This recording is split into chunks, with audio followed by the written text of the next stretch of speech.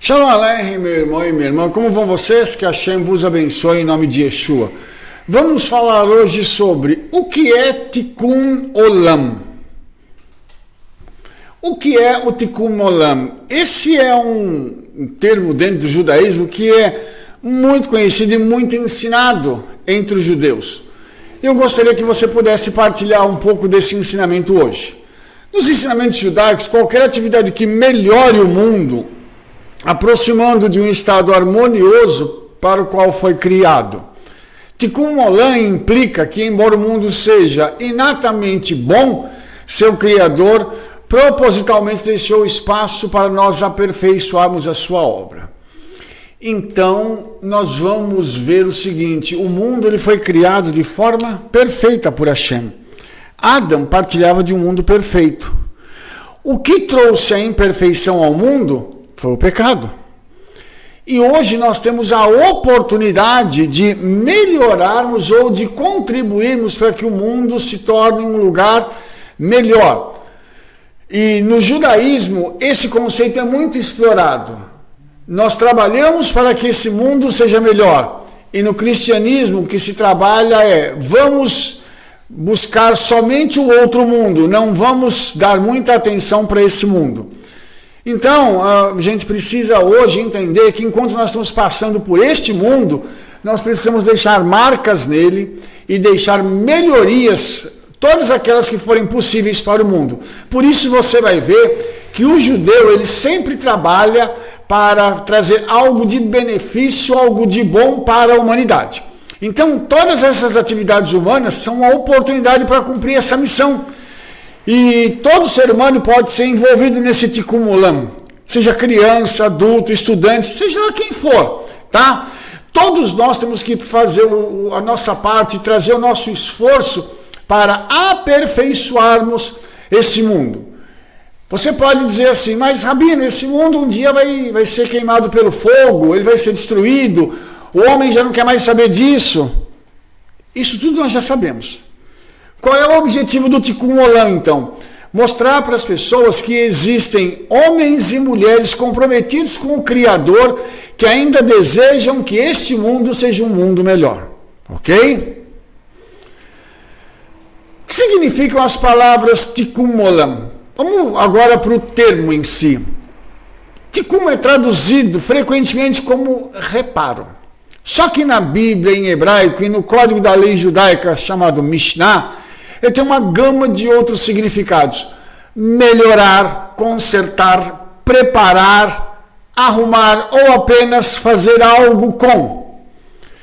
Então, Tikkun podia ser usado para arrumar uma mesa, uma roda quebrada, manter um caminho, cortar as unhas, decifrar uma parábola. Tudo isso é um Tikkun. Então, qual é o nosso papel?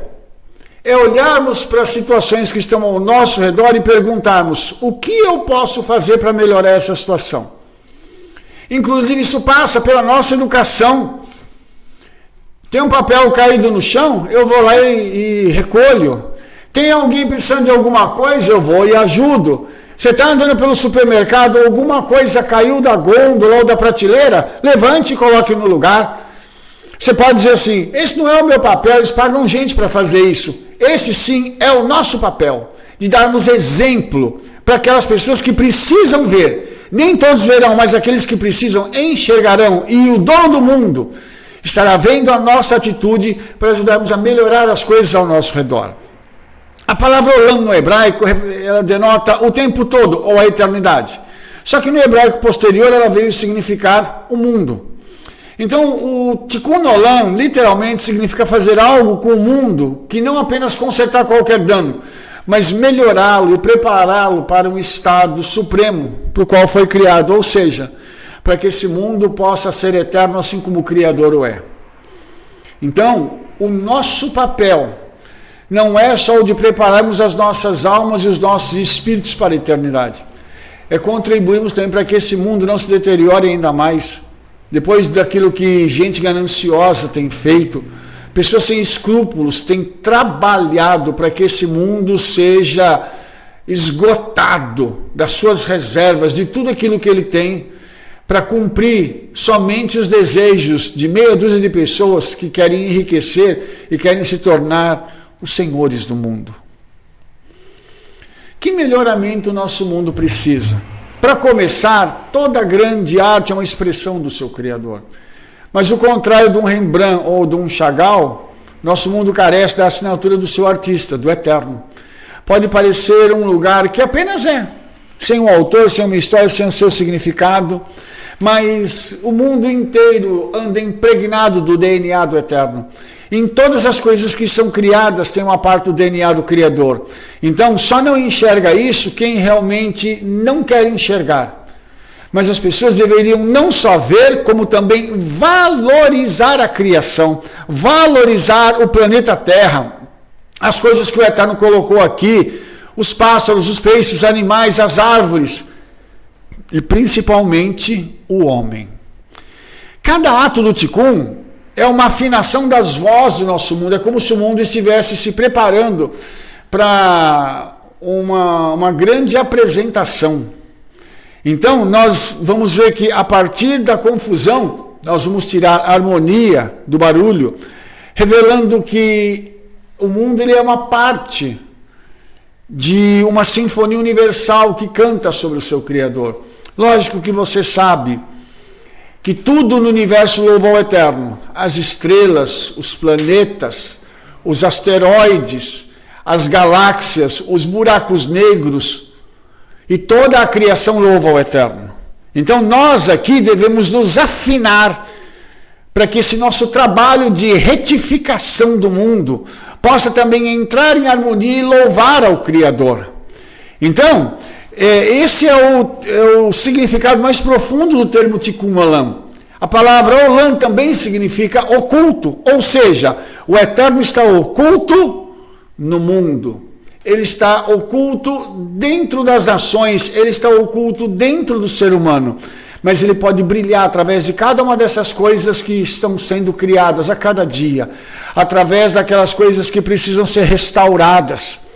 Se cada um de nós fizermos a nossa parte, nós traremos o Criador para mais próximo da sua criação e podermos glorificar e manifestar o nome de Yeshua ao mundo através do nosso trabalho também de restauração do mundo. Quem inventou o Tikkun Olam? Essas mais antigas histórias da criação, também as modernas filosofias, dão pouco valor ao mundo material no qual nós vivemos. Num flagrante contraste, a narrativa da criação do Gênesis repete 7 vezes que o Criador considerou a sua criação como boa, e até muito boa. Tov meod. Apesar disso, a conclusão da narrativa da criação é que tudo isso foi criado para fazer, significando que os habitantes deveriam melhorá-la, aprimorar a obra divina que o Eterno completou no dia 7º que tinha feito. E o Eterno abençoou o 7º dia e o santificou, porque nele cessou toda a sua obra que Elohim criou para fazer. Então, se nós entendermos isso, nós somos parceiros do Eterno na criação, nós somos aqueles que estaremos juntos com o Criador, melhorando o mundo, melhorando as pessoas, melhorando as situações. Imagine se nós conseguirmos, com o nosso trabalho, a nossa oração, a nossa postura de vida, a nossa obediência, trazer melhoras para a vida de pessoas. Essas pessoas vão influenciar outras pessoas e isso vai começar a ter um efeito diferenciado no mundo. E uma coisa interessante é que quando o Eterno cria Adão e Rava, eles foram colocados no jardim para quê? Para trabalhar e protegê-lo. Aí você vai dizer assim, proteger de quem? Deles mesmos. Olha só que interessante, porque o homem é que tem destruído a própria criação. O homem destrói a si mesmo e ao seu semelhante. Então, o fato do Criador valorizar o nosso mundo e o nosso trabalho para melhorá-lo é o motivo que a pessoa que ressoa, através dos profetas e dos escritos rabínicos. Não para a desolação, ele o criou, ele o formou para ser arrumado. Olha só que coisa tremenda, mas isso depende de cada pessoa, de cada homem, de cada mulher, de cada ser humano. Será que nós temos essa consciência, que nós estamos olhando para a criação como um presente que Hashem nos deu. Nós estamos de passagem por aqui, por que não deixarmos marcas positivas? Por que não deixarmos algo para as pessoas que elas vão desfrutar no futuro? Por que não plantarmos? Por que não abençoarmos vidas? Por que não ajudarmos aquelas coisas que são positivas? Para semearmos as coisas para o futuro. Nós temos um problema, que é o problema do egoísmo. Nós queremos plantar e colher imediatamente, porque na era que nós estamos, tudo acontece num piscar de olhos. Infelizmente, com a criação do Eterno não é assim. Há um processo de desenvolvimento. E nós que nos habituamos com o já, o imediatismo, nos frustramos quando vemos isso. Nós plantamos uma árvore e até ela crescer leva anos. E alguns nem chegam a desfrutar dos frutos que aquela árvore dará. Sabe por quê? Porque eles esperavam um resultado imediato. E a natureza, ela não foi concebida para trazer resultados imediatos, mas para trazer benefícios a médio e a longo prazo para as pessoas. Por isso a nossa vida é tão importante. Por isso o nosso trabalho é tão importante, para que nós tragamos para as pessoas benefícios. Às vezes isso acontecerá de forma imediata, mas nem sempre será de forma imediata. Às vezes outros colherão os frutos daquilo que nós estamos plantando hoje, e nem por isso nós devemos nos negar a fazer o que devemos fazer. Vivendo uma época em que guerra e conquista eram glorificados, Isaías descreve uma era do futuro, quando todas as nações batem suas espadas em arados e suas lanças em ferramentas. A nação não ergueria espada contra a nação, eles não aprenderão mais sobre a guerra. Um Midrash, ele ensina, tudo que Deus criou, ele fez para ser melhorado. Isaías viu um tempo em que a guerra cessará, que o ódio entre as pessoas cessarão, e nós sabemos que isso será o momento do governo do Messias, onde ele fará com que a espiritualidade das pessoas e o intelecto das pessoas vão contribuir para o bem comum.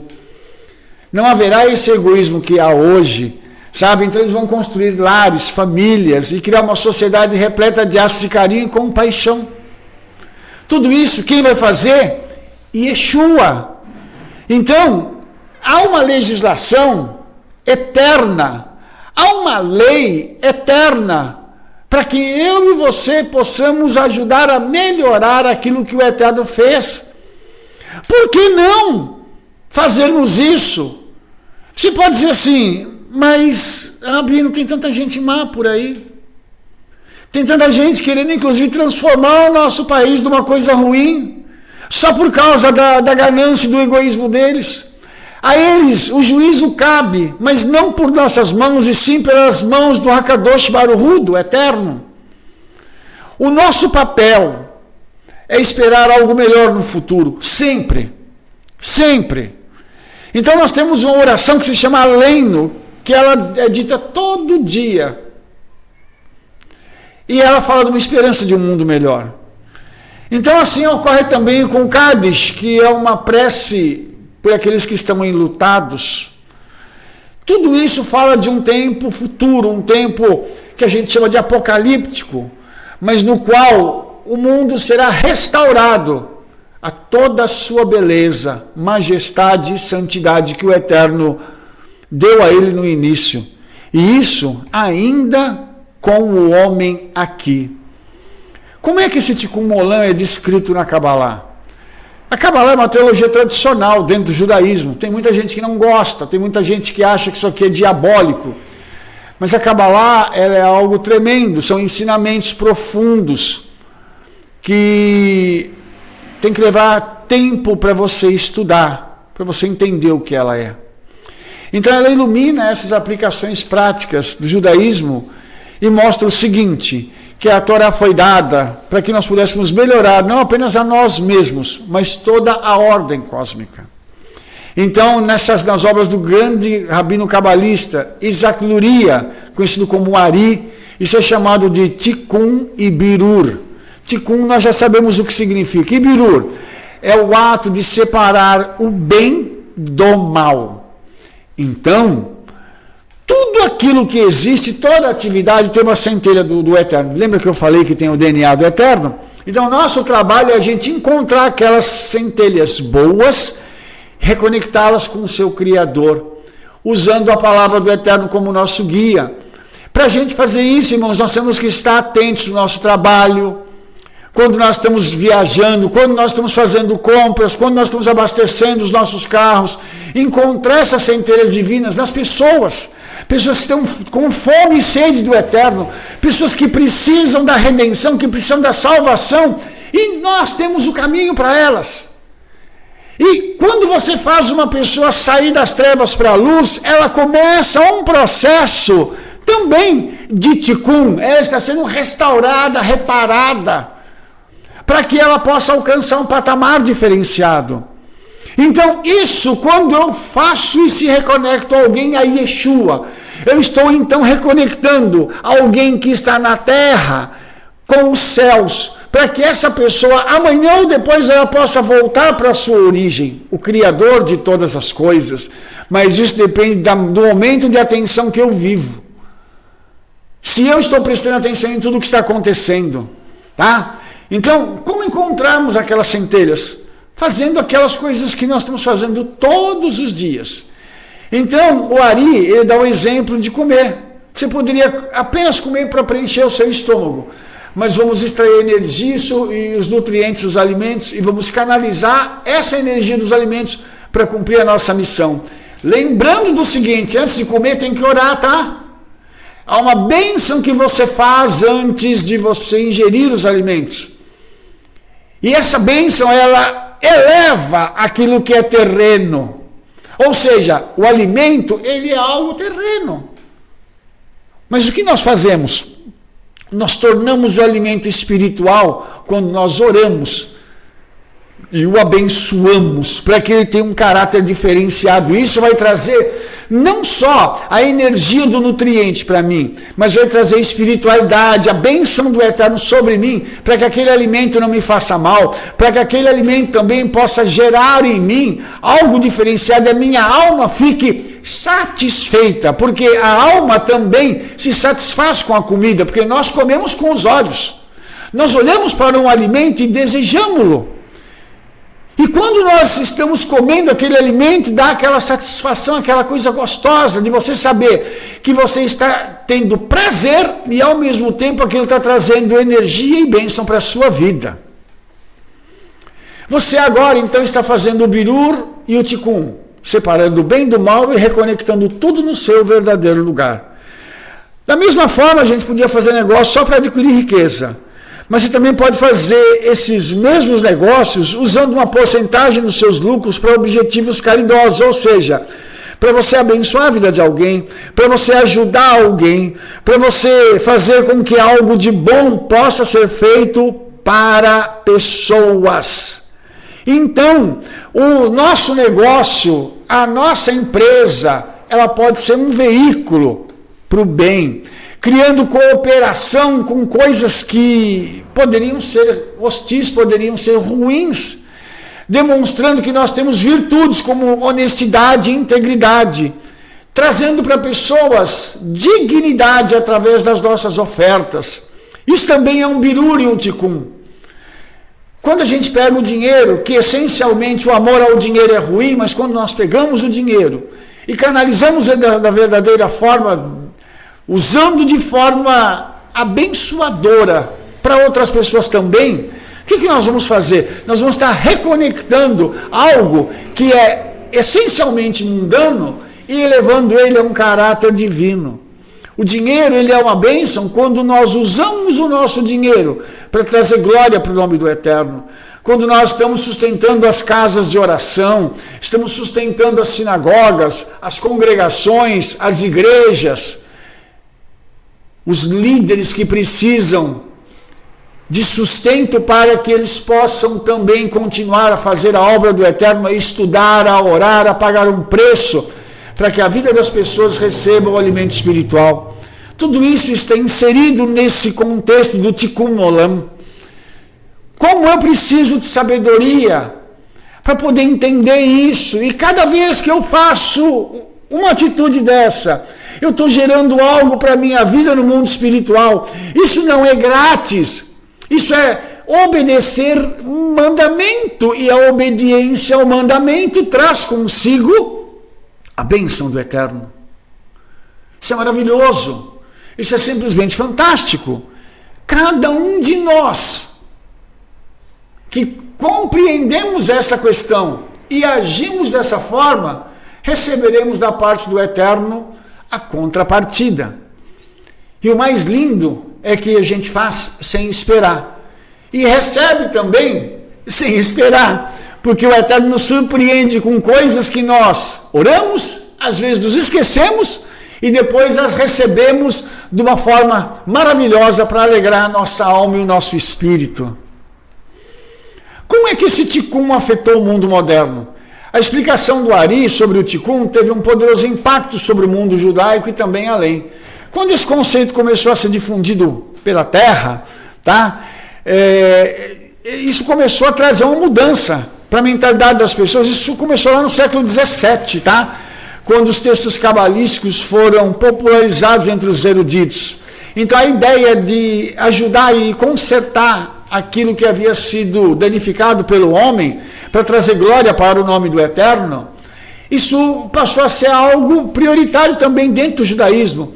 Então os judeus, eles não trabalham só para si, eles trabalham para os outros. Se você pegar os ganhadores de prêmio Nobel, você vai ver que 90% deles são judeus. E a pergunta que fica é, por que tem tanto judeu ganhando o prêmio Nobel? Porque o judeu faz as coisas para abençoar a vida dos outros. Que povo é esse? Que educação é essa? Que formação é essa que o judeu recebe, que ele pensa nos outros, ele pensa no Tikkun Olam, em restaurar, em reparar aquilo que as pessoas estão fazendo de errado. E por que isso? Porque o judeu sabe que ele fazendo isso, ele está sendo um parceiro do seu Criador, daquele que é santo, santo, santo. E no judaísmo nós cremos que nós somos parceiros de Hashem, parceiros do Eterno, parceiros de Yeshua, na salvação das pessoas, na libertação, na cura. Nós somos parceiros dele porque nós agimos junto com ele para o bem das pessoas. É engraçado que a humanidade criou mecanismos para poder restaurar a vida das pessoas, e criaram hospitais, e criaram orfanatos, e criaram a psicologia, depois a psiquiatria, as cadeias, e tudo isso para recuperar um ser humano. Mas na verdade, nada disso recupera. A única coisa que faz com que o ser humano se transforme numa outra pessoa é a palavra do Eterno.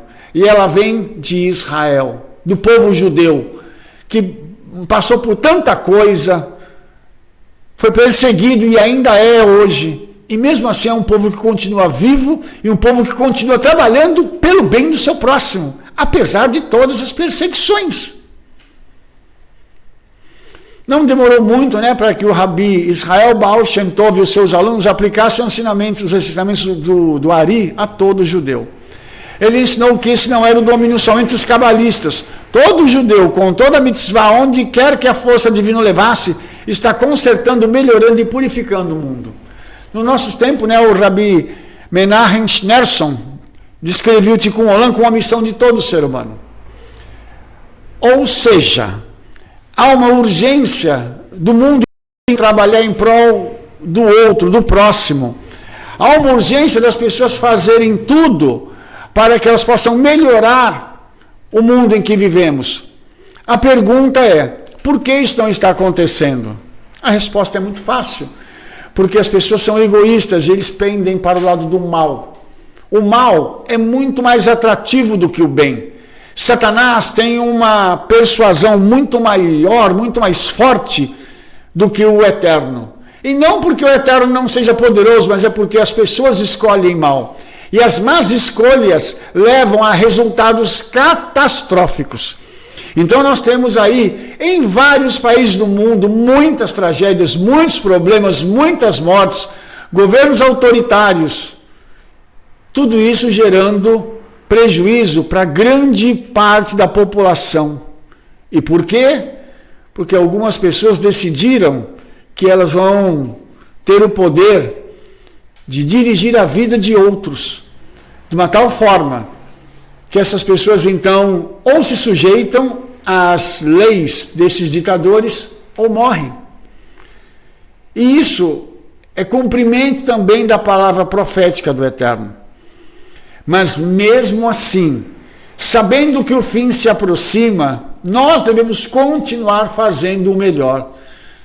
Nós devemos continuar trabalhando para que nós possamos trazer o bem do Eterno, a presença de Yeshua, a salvação, a redenção, a cura, a restauração a todo homem que se aproximar de cada um de nós. Quais são os exemplos do Tikkun Olam? Ele é usado frequentemente para descrever exclusivamente atos de justiça social e consciência ambiental. É muito pouco, né? Restaurar o mundo só através disso é muito pouco. Então, isso é muito importante, mas nós somos responsáveis em consertar a injustiça. Silenciar, diz o édito talmúdico, é consentir. Toda vez que eu e você vemos uma injustiça, nós temos que nos manifestar contra a injustiça. Entendeu? Temos que olhar para isso e entendermos que se nós não fizermos algo, a injustiça vai continuar aumentando em todo o nosso país. E eu falo isso como brasileiro, e nós precisamos realmente, como brasileiros, nos levantarmos contra toda injustiça, apoiando a verdade e levando o nosso país a uma experiência na qual nós possamos ter a democracia reinando, mas acima da democracia, a palavra do Eterno. Ou seja, o Eterno estabeleceu o seu governo no Brasil de tal forma que a gente possa ver as pessoas indo e vindo na rua, orando, cantando, se alegrando, festejando, todos os dias. Isso tem que ser feito, o Tikkun Olam tem que ser feito dia a dia e a cada dia. Por quê? Porque a tradição judaica ensina que cada pessoa era o mundo inteiro. Porque Adão, quando foi criado, ele era o mundo inteiro em si só. Ou seja, de Adão vão sair todos os seres humanos, ou seja, todos os seres humanos estavam potencialmente dentro de Adão. Por isso, cada ser humano, ele é considerado como um mundo. Por isso, nós entendemos o seguinte: quando um homem e uma mulher se juntam e começam a ter filhos, eles estão trazendo partes do mundo de dentro de si para fora. É por isso que isso é tão profundo, e nós temos que ensinar os nossos filhos a justiça, temos que ensinar os nossos filhos a fazerem o bem, a andarem de acordo com os preceitos da palavra do Eterno. E por quê? Para que quando eles chegarem lá na frente, se defrontarem com o mal, com a injustiça, aquilo que foi semeado no coração deles possa falar mais alto, eles possam se levantar para confrontar a injustiça e trazer a justiça de volta no momento em que precisar o mundo. Qualquer tikkun feito nesse mundo vai reverberar através de todo o restante do mundo. Ainda mais nessa época. Por quê, irmãos? Porque nós estamos vivendo na época das redes sociais. Tudo que a gente faz aqui é visto ou ouvido por alguém. Isso reverbera e pode mudar tudo.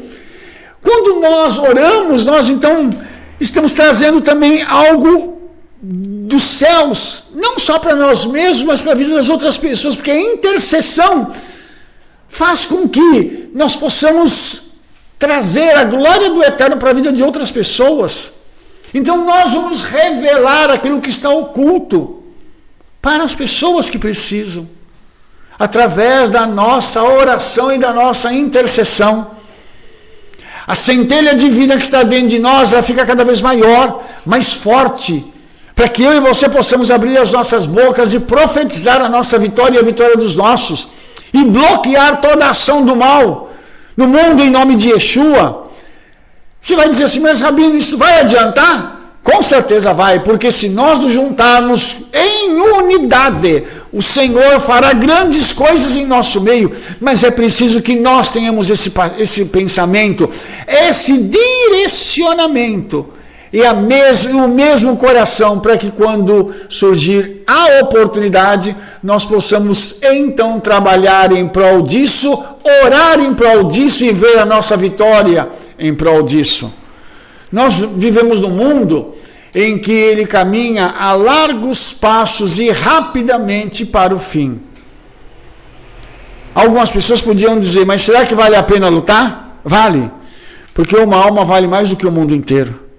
Então, se eu e você ainda lutarmos, nós temos como resgatar almas, temos como trazer a bênção do Eterno para a vida desse mundo e trazer um pouco de luz para o meio dessa escuridão.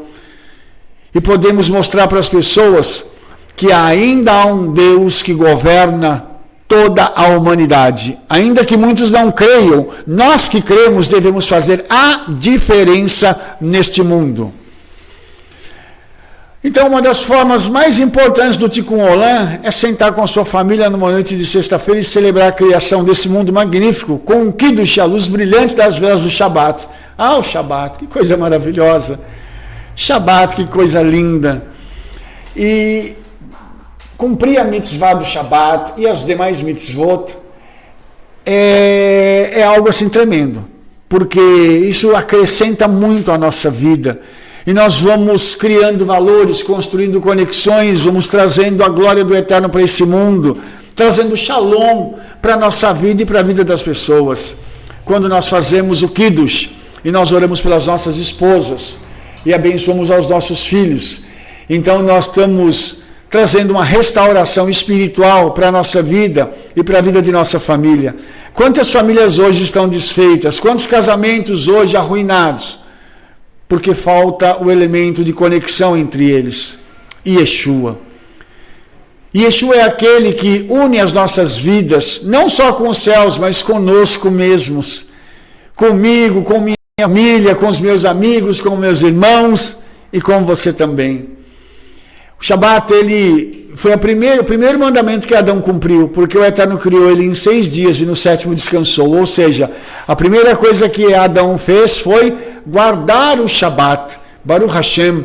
E assim como Adão guardou o Shabat e através do Shabat ele trouxe santificação para a sua vida e para o mundo que havia sido criado, que assim façamos nós também, e não só com o Shabat, mas também com os demais mandamentos, que sejamos obedientes, para que através da obediência na nossa família, a bênção do Eterno se espalhe para o mundo inteiro.